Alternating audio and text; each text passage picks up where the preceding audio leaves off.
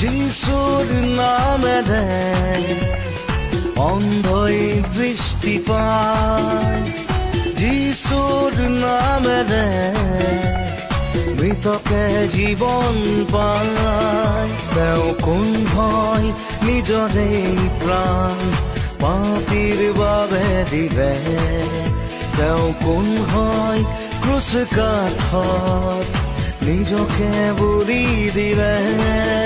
তেওঁ কোন হয় নিজৰে প্ৰাণ পাপীৰ বাবে দিলে, তেওঁ কোন হয় ক্ৰুচ কাঠত নিজকে বলি দিলে।